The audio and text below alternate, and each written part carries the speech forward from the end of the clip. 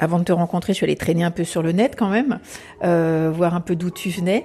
Et alors, à un moment, tu poses avec ton vélo devant un graffiti qui dit « L'impossible, c'est pour aujourd'hui, demain, ce sera trop tard ». Et oui, c'est très vrai. En fait, il faut. On peut toujours avoir des raisons de reculer un projet parce que ceci, parce que là, parce que c'est dangereux. Mais si j'avais reculé, ne serait-ce que de quelques mois, j'aurais même pas pu aller ni au Mali, ni au Burkina, ni au Niger, puisqu'aujourd'hui je ne peux plus avoir de visa. Bonjour, c'est Sandrine Mercier, rédactrice en chef de AR. Et tu écoutes Aller-Retour, le podcast du magazine Voyageur. Et aujourd'hui, accroche-toi, on va vers l'impossible avec Élodie Haro. Elle est comme ça, Élodie. Elle a un rêve et elle le suit. Il y a quelque chose dans sa dégaine, dans l'éclat de ses yeux verts, qui dit l'ivresse de la liberté. L'aventurière de 50 ans ressent l'appel de l'Afrique quand elle entend parler de la Grande Muraille Verte.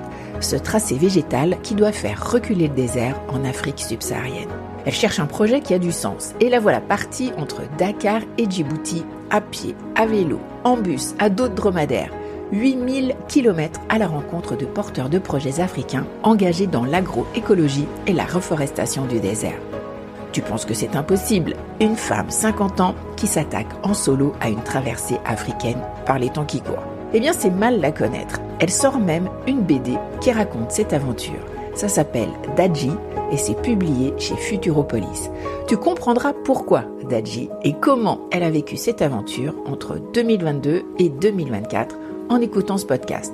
Tu peux retrouver une partie de cet entretien dans AR, actuellement en vente avec l'Écosse en couve et une vache des Highlands toute décoiffée. Alors là, on est dans ta cuisine, oui, à Marseille. Il y a une carte du monde. Alors oui, ça, c'est ton terrain. Il y a des traces aussi en noir, marquées. Alors, et au milieu de la carte, il y a l'Afrique, qui est vraiment au centre. Elle trône au milieu. Mais là, il n'y a pas de trait et pourtant, tu l'as traversée. Alors, raconte-nous l'aventure. Ah, c'est vrai, t'as raison, je devrais mettre un trait vert, en fait. Alors, je suis descendue en voiture. Ah oui, je peux bouger ou pas? Ouais. De France, je suis descendue en voiture, en covoiturage avec une copine qui habite à Nouakchott. Ensuite, je suis partie de Nouakchott en vélo jusqu'au Sénégal. Et du Sénégal jusqu'au Mali. Et après, j'ai plutôt circulé en bus jusqu'au Niger. Au Niger, je pouvais pas circuler, j'ai dû prendre malheureusement un avion jusqu'au Tchad. Après, on a traversé tout le Tchad à pied avec des chameaux sur la partie Sahara, sur 1000 km. Et là, la guerre au Soudan a éclaté, donc pas possible de continuer. Retour en France quelques mois, et en espérant que ça pour eux d'abord, que ça se règle, ce qui n'a pas été le cas. Donc on est revenu en Éthiopie directement, et on a fini le trajet à nouveau en vélo. On a fait comme un espèce de 8 dans la vallée du Rift. Et ensuite, ça c'est plutôt notre voyage à nous perso. On a fait un petit saut à la Libella pour voir ces magnifiques églises creusées dans la roche. Et après, on a bifurqué vers l'est, vers Harar, avant de rejoindre Djibouti. Voilà. La Grande Muraille Verte est une zone de projet de restauration des sols pour conserver l'eau au maximum et faire reverdir les déserts. Donc l'idée, c'était Dakar, Djibouti, en longeant la Grande Muraille Verte. Comment elle est venue cette idée ? Comment elle est venue cette idée ? Tout simplement en lisant un article. En fait, j'avais déjà l'idée de traverser l'Afrique, plutôt du nord au sud, ce qui se fait plus classiquement. Et un jour, j'ai lu un article sur cette muraille verte. Bon, j'aime la nature depuis toujours, l'environnement, et je travaille dans le monde de l'huile d'olive, donc j'aime bien travailler la terre. Et quand j'ai lu cet article, j'ai dit, waouh, génial. En fait, je voulais traverser l'Afrique avec quelque chose qui ait du sens, en fait. Et quand j'ai lu ça, j'ai dit, voilà, c'est ça, en fait. Je vais traverser l'Afrique en allant à la rencontre des gens qui travaillent pour ce grand projet. Ça s'appelle Dadji, alors, c'est ça? Ah, mon projet à moi, le périple, je l'ai appelé Dadji. C'est une contraction de Dakar, Djibouti. Et la muraille verte, ça, c'est un grand projet panafricain qui a quelques années, puisque c'est né dans les années 2005-2007. qui vise à lutter contre la désertification et qui a plein d'autres, qui a plein de tiroirs derrière. C'est donner de l'emploi aux femmes, aux jeunes, lutter aussi contre l'immigration, fixer les gens sur leur terre. Lutter contre le terrorisme aussi, puisque si on reste sur les terres, on est présent. Enfin voilà, c'est plein de sujets. Ça répond aux enjeux sociaux, économiques de l'Afrique, et ça répond aux enjeux environnementaux de la planète en entier, en fait. Et ça, du coup, c'était à la croisée de tout ce que tu aimes, la nature. Le sport, à la rencontre avec les gens, les femmes. Exactement, c'est venu cristalliser toutes mes aspirations profondes. Donc l'engagement physique, le sport, l'endurance, l'Afrique, et puis c'est cet amour pour la terre. Voilà, c'est ma petite contribution pour la terre. Oui. Il fallait que ça ait du sens. Un exploit physique, sportif, ça suffisait pas. Non, c'est pas ça qui m'intéressait. Voilà, non, je suis pas du tout dans cette recherche d'exploit. Puis de toute façon, sur cette traversée, c'est pas le fait de traverser, c'est pas le fait d'être sur le vélo qui est le plus difficile. C'est le fait de mettre tout en œuvre dans des conditions géopolitiques et sécuritaires qui sont pas simples. Voilà, c'était ça le plus compliqué. Comment voyager en sécurité ? Quelles précautions prendre dans les zones à risque ? Alors avant que tu partes, parce que tu es une femme, on connaît ce qui se passe avec le terrorisme, le djihadisme dans toute cette zone. Qu'est-ce qu'on a dit de toi, tes enfants, tes amis, qu'est-ce qu'ils ont pensé de ton idée ? Bon, il y a plein de sujets. Mes enfants, 2 sur 3, j'en ai 3, donc il y en a une qui comprend pas du tout. Le dernier, il n'aimait pas du tout que je parte dans certains pays. Et l'aînée, qui est plus grande et plus voyageuse, comprenait peut-être un petit peu mieux. Ma famille, je crois qu'elle comprend pas toujours, mais elle est habituée à me voir partir.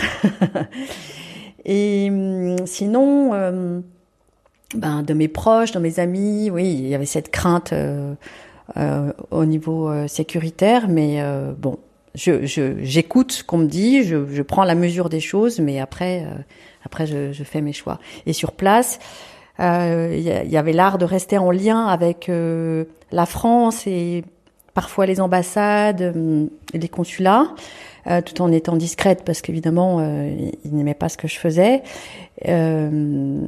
et être en lien aussi avec les autorités locales pour être au courant de ce qui se passe. Parce que parfois, évidemment, je suis passée dans des zones qui ne sont pas recommandées par le ministère des Affaires étrangères, mais je n'ai fait ça que quand j'étais sûre de pouvoir le faire, parce que j'étais en lien avec des personnes locales qui me garantissaient, me disaient qu'à ce moment-là, sur cette zone-là, je pouvais passer. Voilà. Pas de mauvaises rencontres ? Non, pas de mauvaises rencontres. J'ai eu beaucoup de chance. J'ai eu quand même peur. L'endroit où j'ai le plus peur, c'est à la frontière Mali-Burkina, dans le bus. Parce que je sentais bien que les Africains eux-mêmes avaient peur pour eux. Et dès que le bus ralentissait, les gens se levaient, regardaient. Le policier m'a engueulé. Voilà. Et c'est pour ça qu'après, j'ai pas tenté le coup pour la frontière, pour aller d'Ouaga à Niamey, parce que là, l'idée c'était pas de me mettre en insécurité moi, mais c'est que je sentais que j'allais mettre en insécurité les Africains eux-mêmes. Donc là non, j'ai pas joué.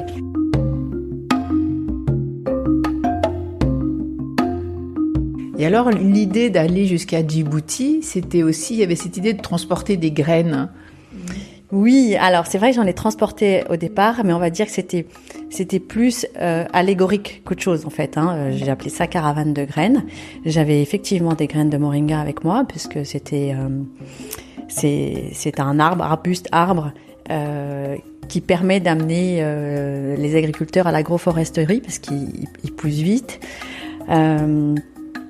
Mais surtout, c'était une image en fait, mais l'idée c'était d'aller de créer du lien en fait entre les différents pays, entre les différents projets, grâce à cette idée de choses qui poussent.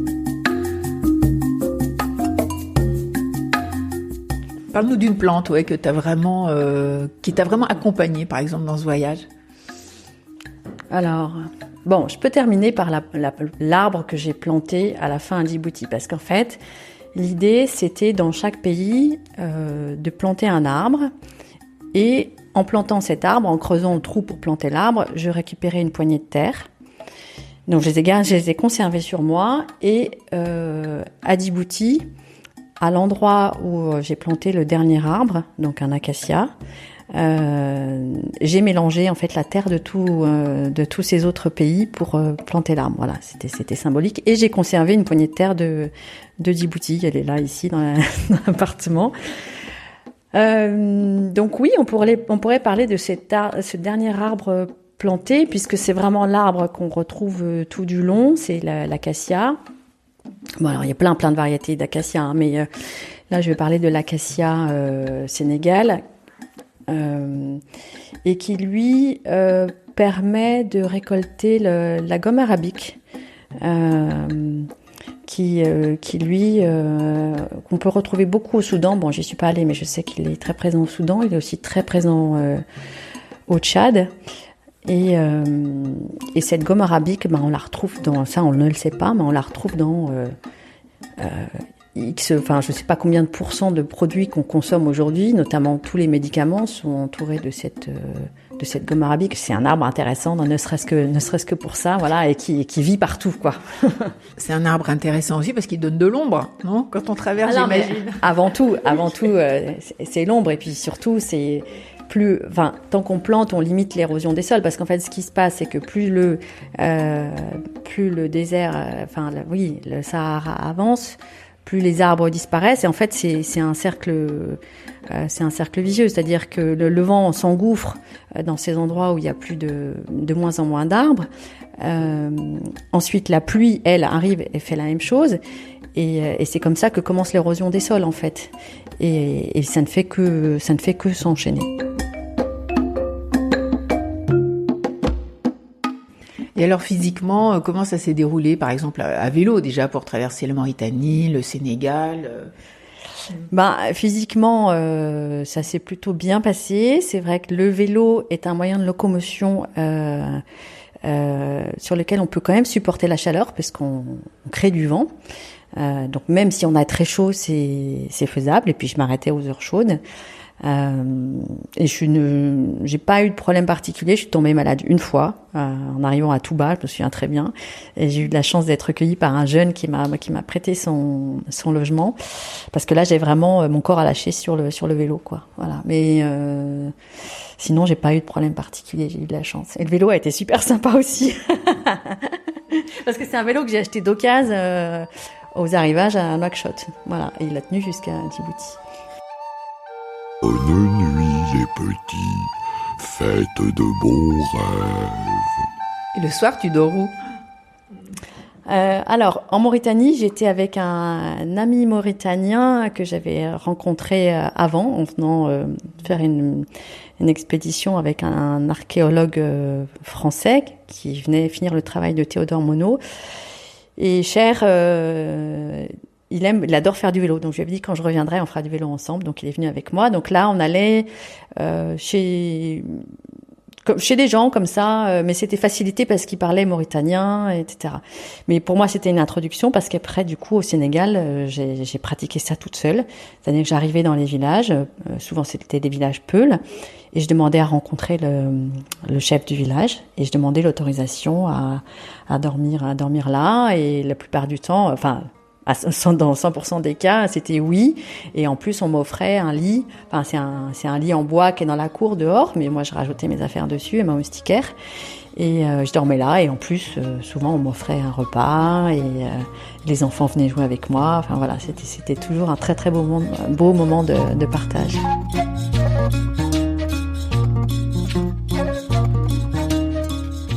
D'autres souvenirs de rencontres avec des femmes, peut-être des associations que tu as soutenues aussi tout au long du chemin ?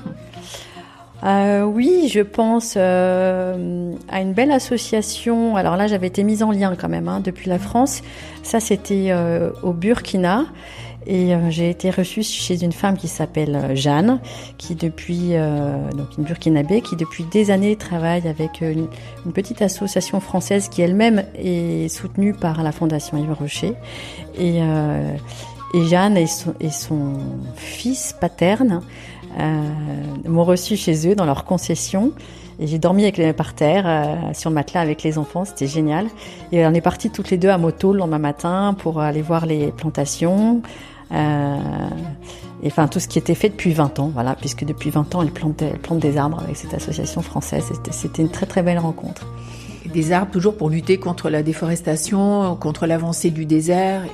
Oui, c'est à la fois. Alors, c'est aussi des arbres fruitiers pour donner en fait des ressources aux personnes qui vivent là. Ça fait partie de la sécurité alimentaire en fait, mais aussi, pour éviter l'érosion des sols. Donc, des arbres et puis aussi, alors eux là-bas, ils utilisent beaucoup le vétiver. C'est une plante qu'on connaît pour le parfum, parce que ses racines servent au parfum, mais en fait, là-bas, ils s'en servent comme clou végétal, c'est-à-dire qu'on fait un petit monticule de terre pour éviter l'eau de ruisseler, et ensuite on fixe ces pierres avec cette plante, et comme ça tient. Voilà, petit exemple.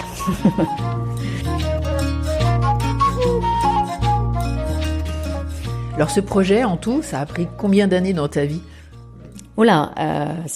Si je compte tout, je dirais au moins 5 ans. Ouais, entre l'idée de... Enfin, ça dépend d'où je pars, je dirais peut-être même plus, entre l'idée de traverser l'Afrique, mais à partir du moment où j'ai lu cet article sur la muraille verte, et je me suis dit, ok, c'est ça que je vais faire, oui, je dirais 5 ans. Ouais, ouais. Et pour faire cette traversée, donc de à peu près 8000 km, tu l'as faite en combien de temps ? Il y a une première tranche de 7 mois et une deuxième tranche de 2 mois. En fait, j'avais imaginé plutôt 1 an, parce que là, ça fait 9 mois. Mais comme le Niger a été très raccourci et que le Soudan, on n'a pas pu se faire du tout, il y a un petit peu moins. Mais ça fait déjà pas mal, en fait.